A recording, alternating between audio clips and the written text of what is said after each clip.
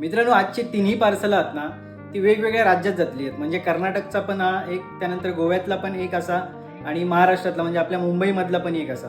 मुंबईमध्ये ह्याच्या अगोदर पण आपली बरीचशी पार्सला गेली आहेत, मुंबईमध्ये जातात. तर कर्नाटक आणि गोवामध्ये पहिल्यांदाच पाठवतोय मी.